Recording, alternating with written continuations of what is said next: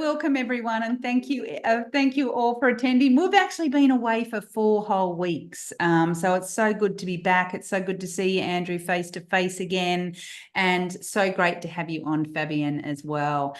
So Andrew and I started these leadership lounges probably about 8 months ago, and the reason we started it is because we are both extremely passionate about leadership. Andrew and I have known each other since the early 2000s. We actually did our psychology degree together. And the reason we started the Leadership Lounge was because we actually realized that there were so many leaders out there that have been put into a leadership role because they're great technicians, great practitioners, great at what they do, but no one has ever really shown them or taught them or developed them around how to be a leader, right? How to be a real great leader. And there are core competencies around leadership. And so many people are put into that role and not given those skills. And we term this accidental leadership, right? So it's a bit like putting we wouldn't put a doctor in a doctor's role and said, right, now become a doctor, but we're not going to give you the training. Or we wouldn't put an accountant or a financial planner or a solicitor and put them into their role and then go, right, you just become that solicitor, but we're not going to give you the tools and resources to be able to do it. Yet we do it time and time again in leadership. So Andrew and I thought, why don't we get together and we talk about some of the things that we identify, some of the insights, share some great frameworks, and have some amazing leadership experts come and join us, which is why, Fabienne, you are with us today. So I'm going to just share a little bit to the audience about Fabienne. She is a global learning executive. You have 30 plus years in coaching, in wellness and leadership development, and that you really do specialize in women in leadership. Mm-hmm. And you are also a best-selling author. You've written your own book, but you have also co-authored a book with us, which is Leading from the Heart. And that's how we met as well. And so you wrote that book with us, and I really thought you've got so much knowledge. She wrote the foreword. Oh, exactly. She wrote the foreword to the book. So I really wanted to have you on and talk about AI and how leaders can use AI in their role so they can spend more time with their people, developing, coaching, growing, mentoring, whatever they need to do, whatever their people need. But is there anything else you want to say about you before we start and get into AI for leaders? Sure. I mean, it's funny you say accidental leadership is actually, that's what happened to me years back. About, I think it was like over 25 years ago. Fortunately, I had an amazing mentor who walked me through everything and really was there to support every step of the way of doing things and taught me so many components. So yeah, I fell on my face a few times, but I had someone there that was able to actually help me out. And that's also what gave me this love about leadership, because you're so right. There's so many components of people that end up being in this position, and they don't always have the opportunity like I had of having a great mentor who was there to walk me through everything. And so it's where it really became for me so clear, and especially in the last probably 10 years, that there's so much that we can talk about leadership, and there's so many different attitude around leadership. And I have found that this really is close to my heart, and it's such a love for me to watch people actually change and become great leaders when they really put their mind into it. So it's really interesting that you mentioned that. You mentioned twice great leader, amazing leader, right? You mentioned it twice. Just give me one example of how you knew that this person was either amazing or great for you. Give us an example of that, because you talk about mentoring, but give me one example of it. So I think great leaders are usually often, super open, and they are there to support others. That I think it's the quality that comes first. is, creating a space that is okay to fail, and that you're going to fail, because I said, I fall on my face a couple of times. Yeah, but as we all that do. there's someone there who's not going to make you feel bad about it, that they're actually going to say, okay, all right, then no big deal. Let's see how we could have handled this a little bit better, Yeah. So I think that's a major component, because especially, there's so many aspects of great leaders, but creating that space of trust and confidence is, I believe, the foundation of everything. Yeah, I love it. I love it. And we're so aligned on that. I think one of the things that I've noticed around leadership, especially over the last 4 years, I'm not going to say it was because of COVID, but I think COVID really highlighted it, is we're asking leaders to do more with less. We're expecting so much more from them. And we've also evolved as a society around our ability to interact like this and be on Zoom calls and podcasts from around the world, right? And AI has come out in the last few years, and I still speak to people that don't use it, and it shocks me. It's like, why do you not use that? How do you not know about this? So let's get into the topic today, and that is really, how can leaders maximize AI with some of their tasks that they do in order for them to spend time on the really important parts of their business, okay? Whether that be strategy, people, culture, whatever it might be, right? But how have you seen really leaders using AI in order for them to free up time? Yeah. So first of all, I want to make sure that I don't paint a picture of an AI specialist. I am absolutely not an AI expert. There's so many You're that learning. technology is expanding so quickly, so much. So I am not an AI expert, but I am using component of AI, and I am curious for more AI. And I think when we look at the future of what's going to happen in the next following, 10 years, it's actually right here now that things are going to change. And if people don't switch their mindsets of looking at how they're going to be contributing to the organization and contributing to work, then they are going to be eliminated. And there's a lot of fears around AI. There's so many people that are afraid of losing their job. And, I think it's like everything else when we have new technology coming on board, it's always that fear first, but then there's so many components that we can include.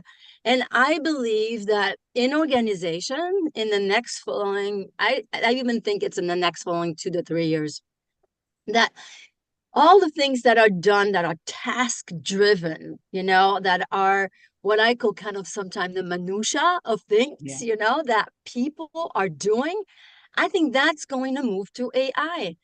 And that's going to help people to become and change their mindset and have a different mindset so they can contribute to the organization in a complete different way, in a way that's going to be more about self-confidence, about purpose, about, curiosity, about innovation, initiative, critical thinking. All of these are the elements that human beings are actually made for.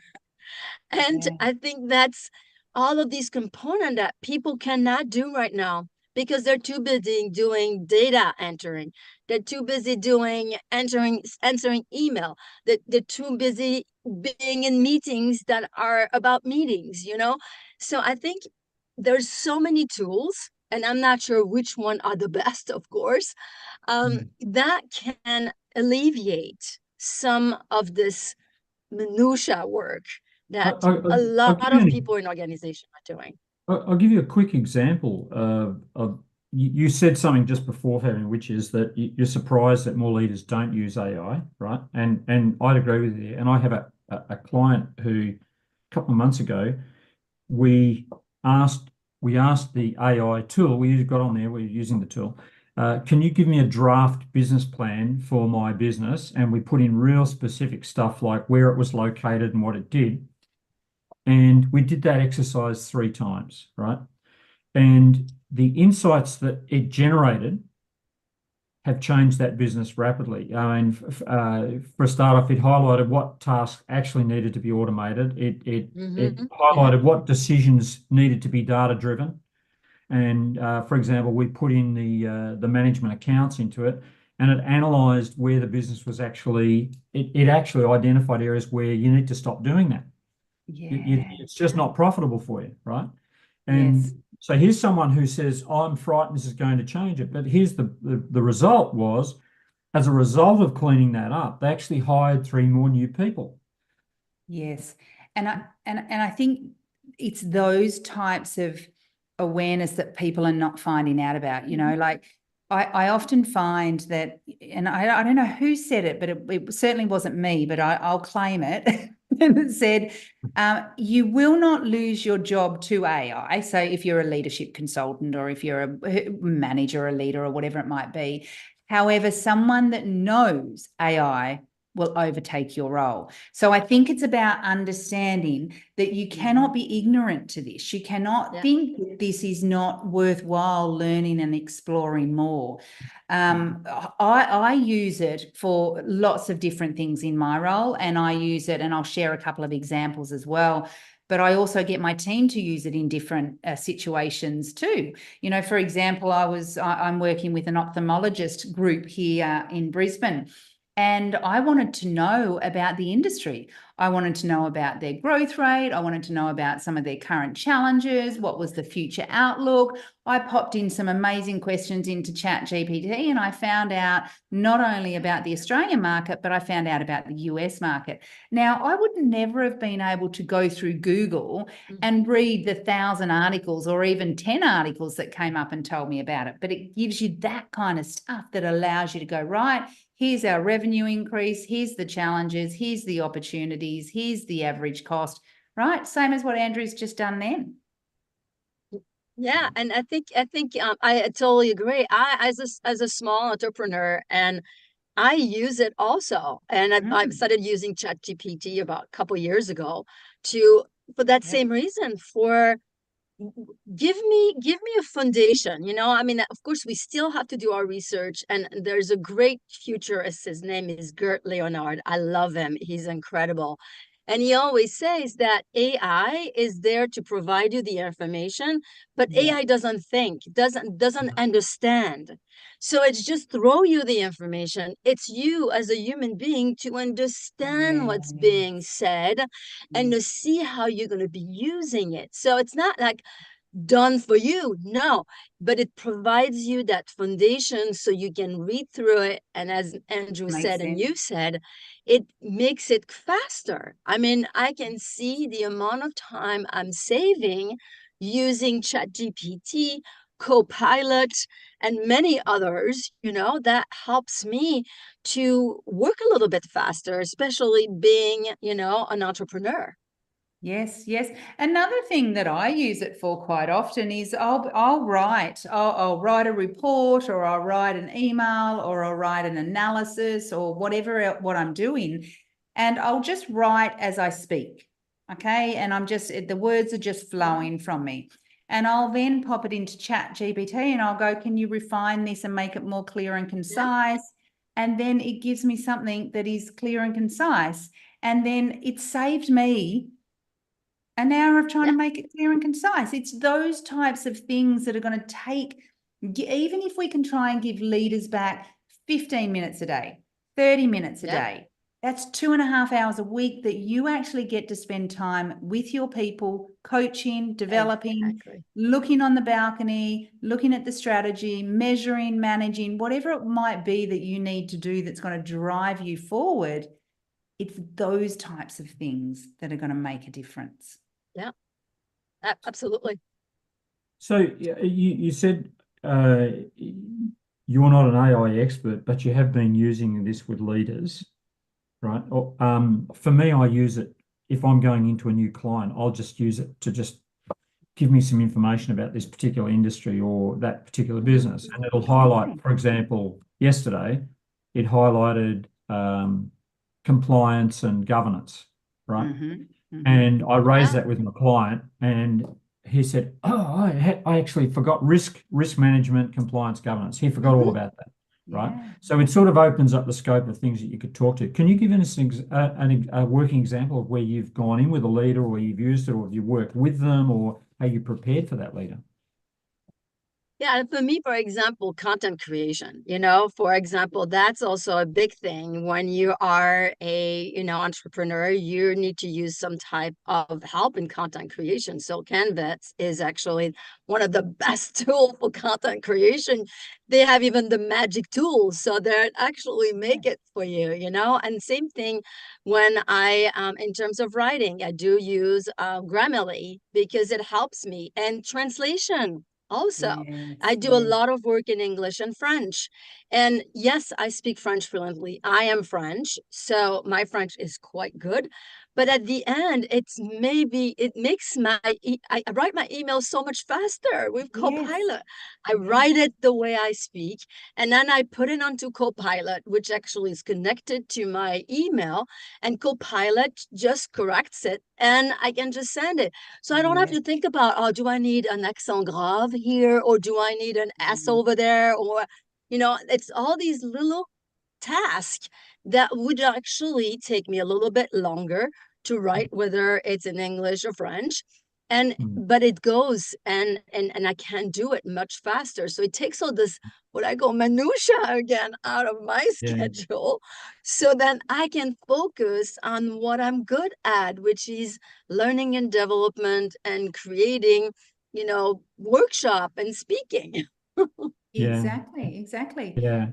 I've even used it with clients around helping them to write job descriptions, right? So when they're thinking about, okay, we need this person, what kind of, go in and ask for some job descriptions. What are the key responsibilities? What are the expectations? What are the qualifications that you need?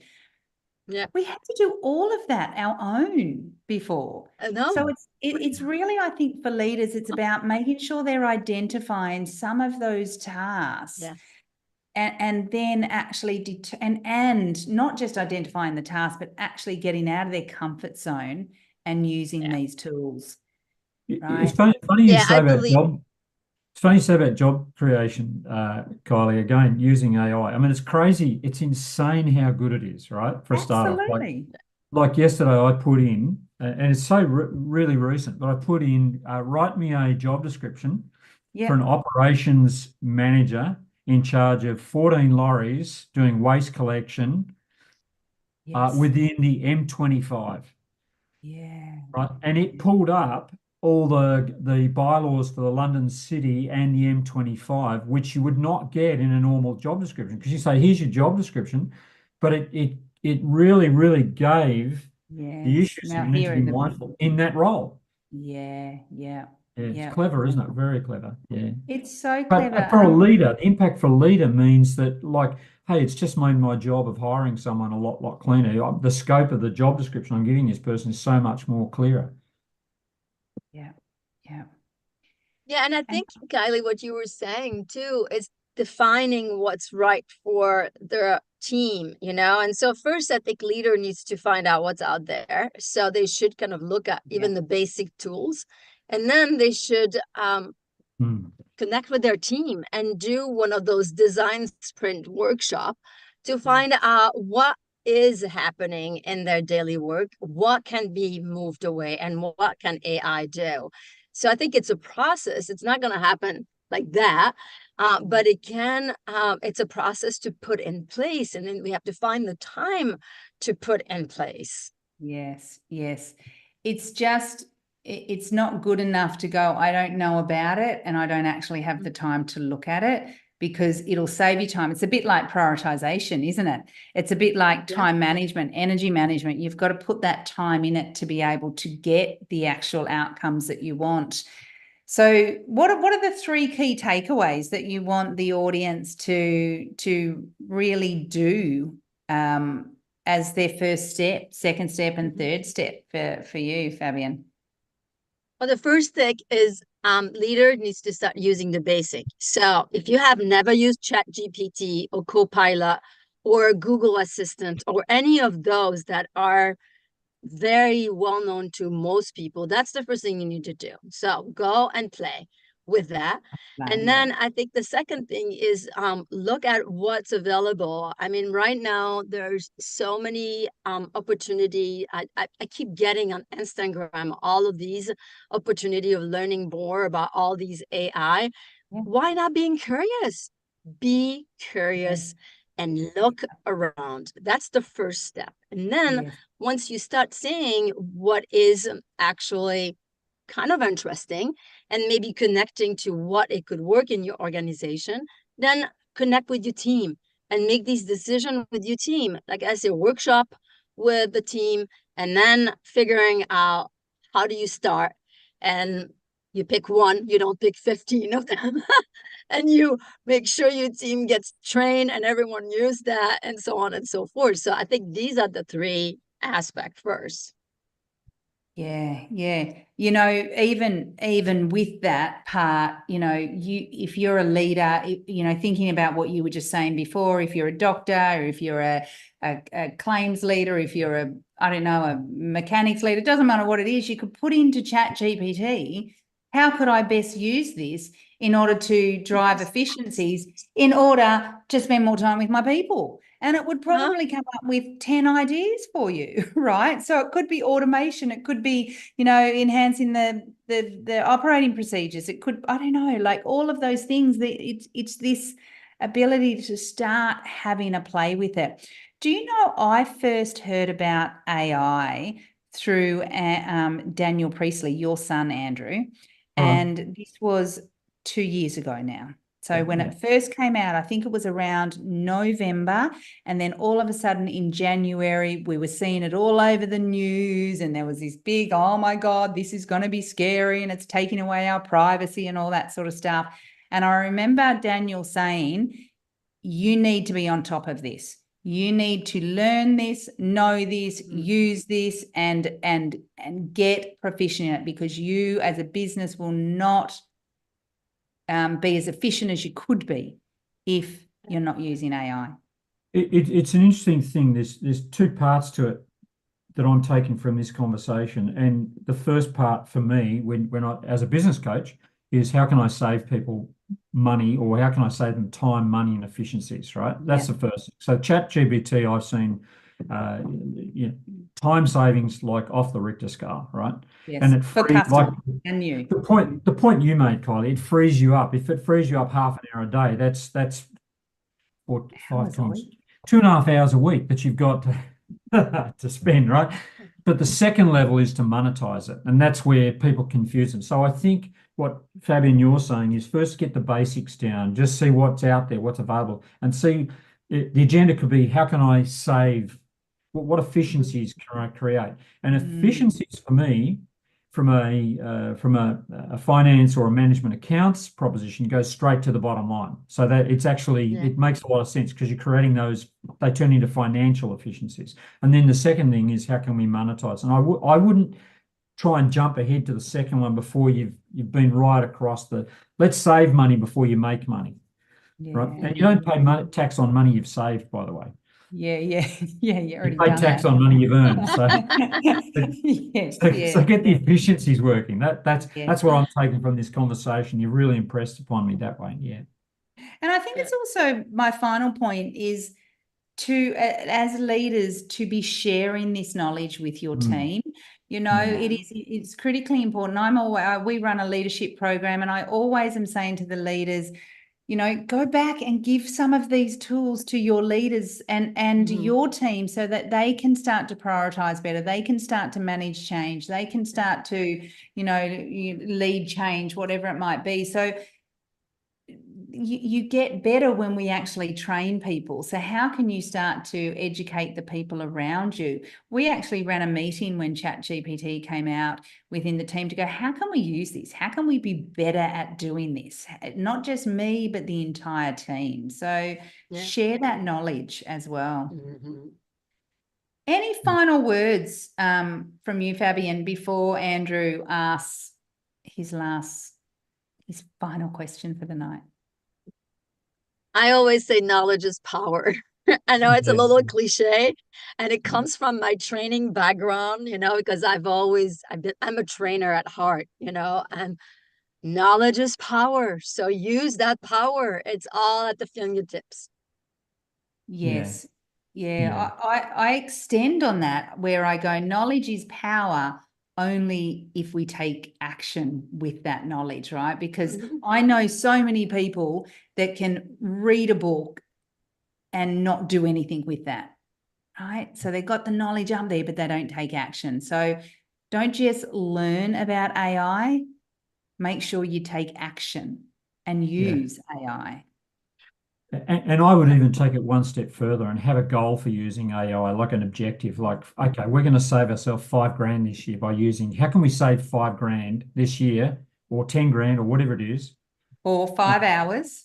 Or 5 hours a week. How can I free up 5 hours a week in my role so that I can spend more time with my people? Set that as an objective and put that in your chat GPT search as well. So it's so you are actually compelled to take action then. That's the true coach coming out, isn't it? Hey. Hey. Right.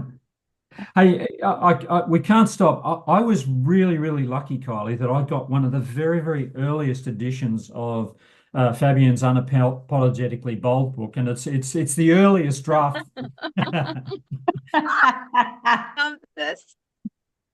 when it was in its inception, right? And it was a great read. Okay. Is that your picture, or did you just do that then, Andrew? No, it's one of the very. Fabienne sent me, this is the version she sent me to have a read right at the very start when she was thinking this up. I love that. I can't believe you kept it. Yeah, exactly. I refer to it every day. So make sure, if you're looking, make sure you go and get a copy of the updated version. The new version is going to look a little bit more professional than this one, but it's still a good read, right? But the question I wanted to ask you, and this happens all the time, and I may have asked you this before, but I'll ask it again. We get subject experts on, and they say, oh, as soon as we go off, they say, oh, I should have said this. What's the one thing that, oh, I wish I'd said that? I think actually, you kind of brought it up, the whole unapologetically bold, kind of came out, to me, is like, I should have mentioned that, because ultimately in business, it's all about attitude, and it's all about kind of figuring out what is my attitude and how do I go about every day. And that defines our strategy, that defines what we do and how we do it and how we deal with people. And be unapologetically bold. Don't be afraid to build up your self-confidence and your resilience. And because these tools will build up confidence and will build up resilience in the work environment and in the teams, definitely. Yeah. So I think the new book should be called Unapologetically AI Bold. There we go. AI Bold, yes. So that you sort of go, yeah, I'm going to really. It picks up what you were saying, Kylie. Embrace it. Embrace both it. You said the same thing. Embrace it. Don't run from it. Run to it. Yeah. Because your competitors will be, right? Oh, your competitors will be. They, if not already are. So we need to stay ahead of that. We've got to be open to new ways of working. Right. Even, I work a lot with financial advisors. Even the way in which they now interact with their clients is different. It's virtual. Their clients are wanting different information, different ways, different connections, different relationships. We cannot stay the same. We have to continue to evolve. And I think AI and COVID-19 has pushed us to new ways, and I've thoroughly enjoyed the challenge throughout that process. I've got to mention this. This is unashamed plug. My new book came out called How Money Flows Through Your Business, but the bit I wanted to show you was a business. Oh, there we go. There. It's either growing or it's stagnating or it's stalling. Yes. Yeah. Right? So AI is a tool that's going to help you grow the business. Yeah, for right? sure. Otherwise, you're going to be stagnant, just flatlining, stagnating, or you're at risk of stalling. Yes, yes. AI is a tool that you can definitely use. That was the book, How Money And I'm Flows. still waiting for my copy. Hey, get in line. Snap, snap. Thank you. Amazon. But just It's on the one way. last It's on the thing way. is, that's just something. One last thing is you just said also is if you can't get out of it, get into it. That's really Yeah. the way I love of it. Yeah, doing yeah. this. You can't get out of it, so get into it. Yeah. I love it. Exactly. I love it. Yeah.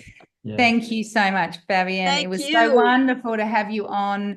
I know you are currently in Belgium at the moment, so it is the start of your day. So I hope you have an amazing day. And Andrew, so wonderful to see you again. And I hope that everyone has an amazing night, morning, day, wherever you are in the world. Thank you for joining us. Thank you for continuing to learn and grow as leaders, to continue to make a difference in this world and an impact in this world. So thank you, everyone. Thank you so much.